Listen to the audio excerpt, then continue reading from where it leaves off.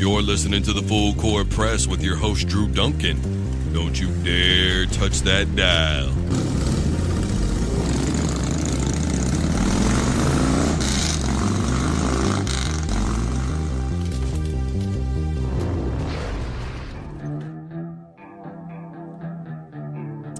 Hello, everybody. Welcome back to the Full Court Press. I am your host, Drew Duncan. You guys are checking me out live from the K-Sun Studios, Wichita, Kansas. I am on Facebook, Twitter, Instagram, all at Drew Duncan 83. And don't forget, you can listen live all day, every day, ksunradio.org. That's KSUN radio.org. Michigan State. Get ready, folks, as told by Forrest Gump. Forrest, what was the expectation of the game? Life was like a box of chocolates. You never know what you're going to get. Forrest, what would you say about the play calling? Go! You told me to, Drill Sergeant. At halftime, what did you do? I gotta pay. What about the weather, Forrest? It started raining. To every kind of rain there is. Little bit of stinging rain and big old fat rain. Rain that flew in sideways. And sometimes rain even seemed to come straight up from underneath. Shoot, it even rained at night. Oh, man. Michigan does it again with Coach Harbaugh. You know, I said on Friday that Harbaugh really needed a win, a signature win. It's a rivalry game. No, Michigan State's not a top 25 team as of that moment. But they did only have one loss coming in. I did talk about the defense. If I remember correctly, it was 11 sacks the entire season last year. Already had 9, did Michigan State, going into this football game. And by the way, got to John O'Korn, the quarterback for Michigan, 4 different times. They forced turnovers, and it was before the weather hit, by the way. Before the monsoon came in, which Michigan State struggled with that aspect of the game too. But that was, that was nothing anybody could do about it. That weather came in, it crashed the party. And I just feel bad for all those Michigan kids that were out there watching that football game, soaking wet, loyal, sitting around just, and half the time they looked bored because that game was boring. It was 14-3 at halftime.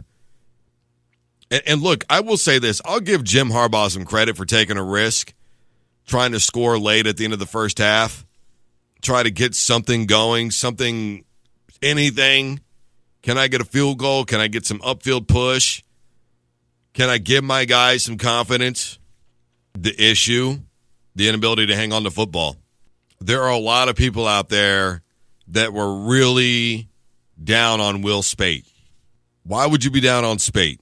He's a good quarterback. Nobody should ever be glad that anybody got hurt. There were flashes, obviously. He doesn't have a lot of game experience. The problem with this football team right now, I think, is play calling. I think it's soft. I think it's conservative. I don't think right now that Harbaugh is going for the gusto. You can only really allude to one time to me in that game where Harbaugh really tried to establish his football team's rhythm and get him some control and establish themselves in some sort of way in the football game. You've got to take more than one risk a game. You've got to be willing to push the football down the field. You've got to be willing to push the envelope. You've got to do some things to change the game up. And every single week, when I see the Michigan Wolverines compete, I just see a very conservative play caller. I don't think it's on the offensive coordinator. I think it's 100% on Jim Harbaugh. The guy is making a load of cash. And look, I'll give Harbaugh a lot of credit, and I'm not going to back down from what I said on Friday. Because to me, Harbaugh is one of the better coaches in the country. But he's having a hard time right now against anybody that's actually good or what you would, you could say top 25 winning record, period. They just have had a hard time with anybody that has a good record.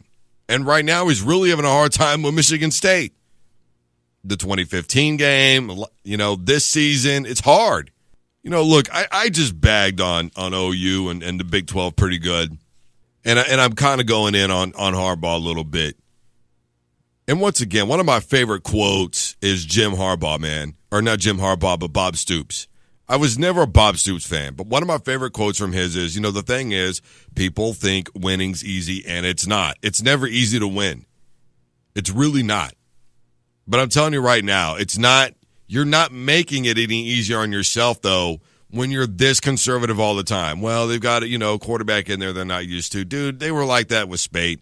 They took a couple of more shots down the field, but not that many more.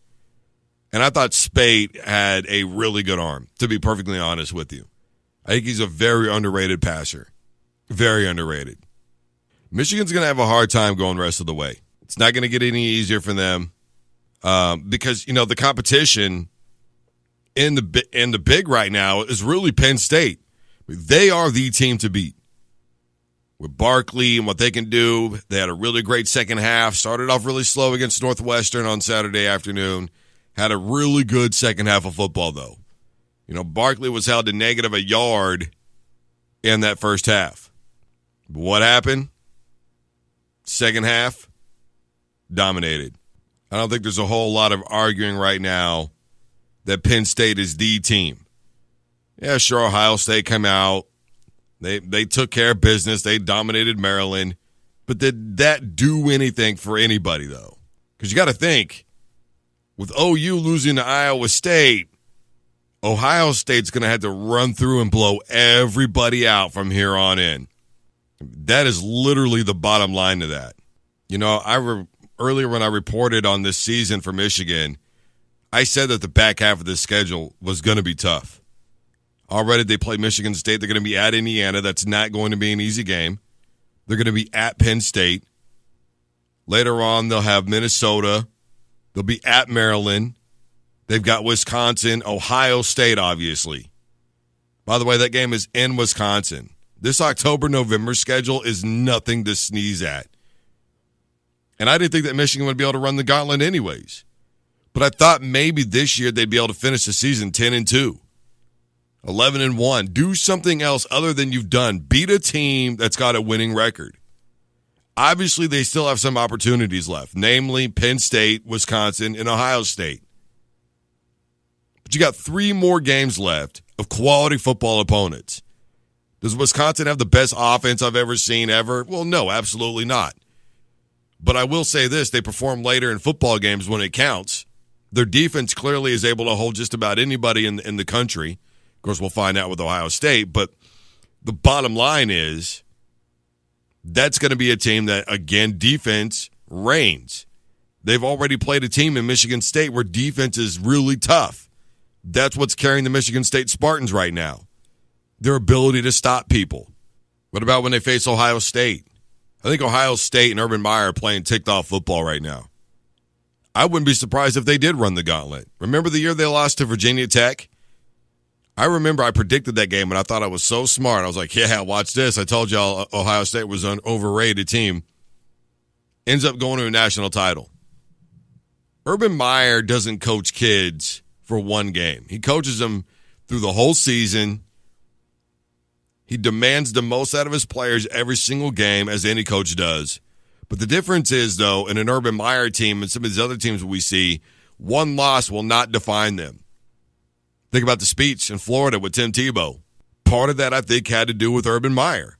We are not going to lose again. Everybody wanted that first ever undefeated Florida football team, ended up winning a national title, and they beat who, by the way? I just talked about it a moment ago. The point that I'm making is this. I think that Urban Meyer is too good of a coach to let this one loss dictate the season. Now, we're going to find out what's going to happen the rest of the way.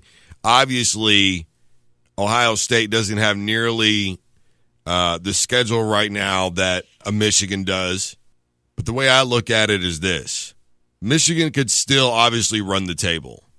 But I don't think it's going to happen. If you've already lost to Michigan State, a team that's not prolifically gifted on offense at all, you gave up the back-to-back interceptions to Florida, a team that obviously was not offensively prolific at all. If they were, they would have won that game, to be perfectly honest with you. Now, they could surprise some people. I think the Penn State game would probably not be it. I think it would be the Wisconsin game. Because I think that their defense is too good to let Wisconsin do in the fourth quarter what we've seen them do the last couple of, 2 or 3 weeks against some of these other opponents. BYU, Northwestern. I think Wisconsin's too good for that. But I don't think Wisconsin makes it out of the Big Ten either, though. I think that this is an Ohio State, Penn State conference right now. It's their league. I really believe that. This is the Full Court Press. I am your host, Drew Duncan. You guys are checking me out live from the K-Sun Studios in Wichita, Kansas. I am on Facebook, Twitter, Instagram, all at Drew Duncan 83. And don't forget, you can listen all day, every day at ksunradio.org. That's KSUN Radio.org. We're going to take a quick sponsor break. When we come back on the flip side, there's a lot more to get to. The Kansas City Chiefs were able to take on Deshaun Watson and the Houston Texans.